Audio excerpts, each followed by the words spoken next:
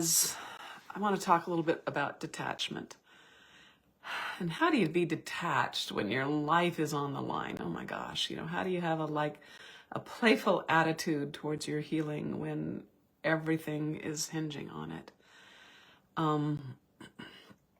I'm here at my daughter's house visiting them, and I have a 3-year-old granddaughter, and she knows how to play. Oh my gosh, I go for a walk. She's just in her imagination everywhere.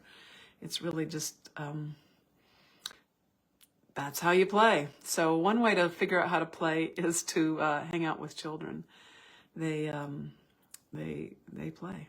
They do play. And in a few minutes, we're going to do a guided visualization. And it occurs to me that, like accountants play at doing accounting, and software engineers play at doing software engineering.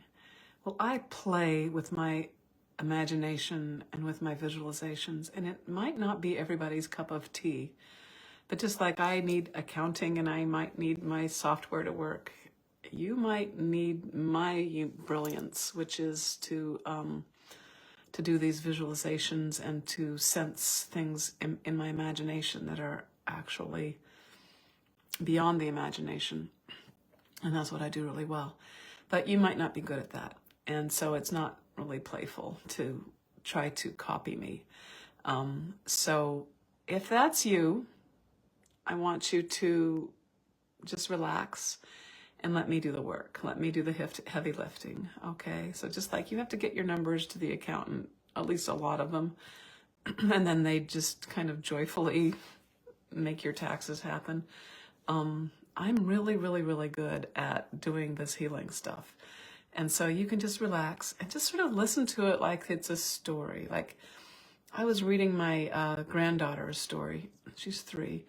And I think she only got like 20% of it because she would be off thinking about something else, and she would decide that I was doing something a little wrong, but she didn't really care and just went on with it. So keep a light, if it's hard for you to visualize, just keep a light touch with this. And just pretend like you're a 3-year-old and let me do the heavy lifting, okay? And if you hear some of it, fine. If you don't hear some of it, fine. If you can't imagine it, fine, because I'm doing that work, all right? You're here, you're listening. At some level, you're getting it, okay? So don't worry about that. And then, hi, everybody. Glad you're here. And then in terms of being detached and about it, like your life is on the line, you may have heard that the Bengston Method is well documented to cure cancer in mice. And you might be here because it's actually helped you get rid of your cancer. You might be here for all these things. And it's like sort of really important. It's hard to be light about things that are that life-threatening or that important.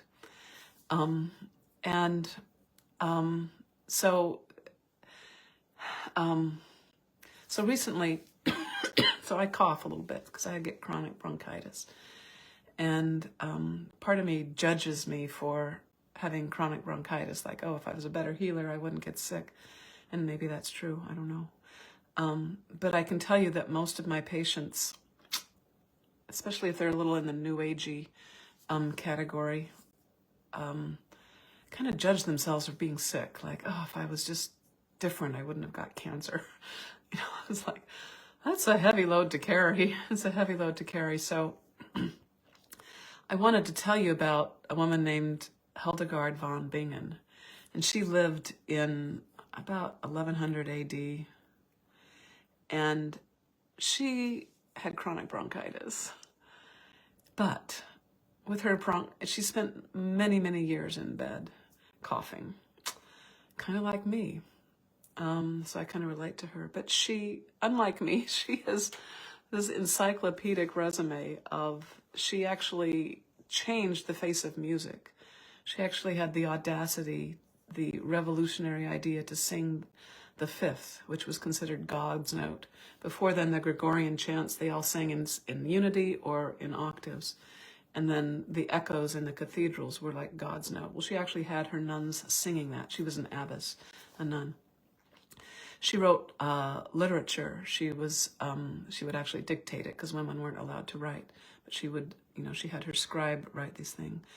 She was so in touch with the natural world. She created a whole an herbal encyclopedia. Probably know it.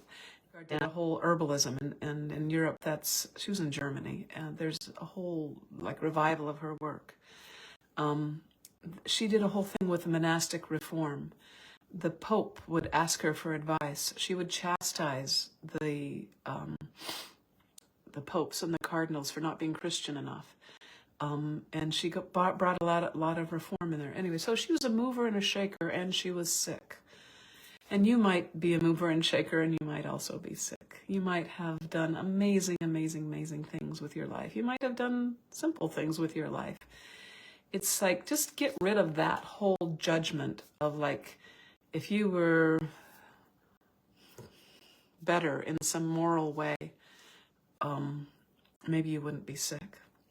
And I'm all for the mind-body connection with sickness, and so was 𝗘𝗲𝗿𝗆, actually. She actually thought that she had issues to work on that would have helped her with her lungs, and she worked on them while she was in bed.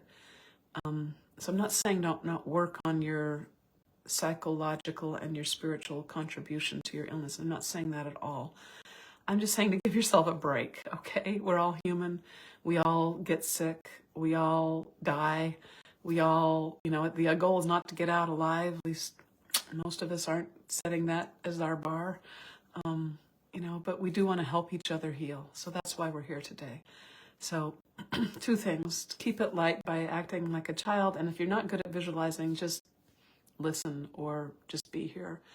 And I don't know, just don't make it so important. And that's where the 𝗘𝗲𝗿𝗆 thing has happened. Is if 𝗘𝗲𝗿𝗆𝗿𝗆𝗆 can have to do all her things and have chronic bronchitis, then you can have cancer and be terrible at visualizing and still deserve healing and still benefit from my skill and the skill of some other pretty amazing people that show up here every week, okay? So you might be new, but some of us are old at this, and we'll take care of you, okay? So, all right. So if you're watching this on YouTube, just know that we're going to go into the private part of the actual guided visualization, the actual healing part of this. And you can join us over at the Spirit Gate Cancer Support Facebook group.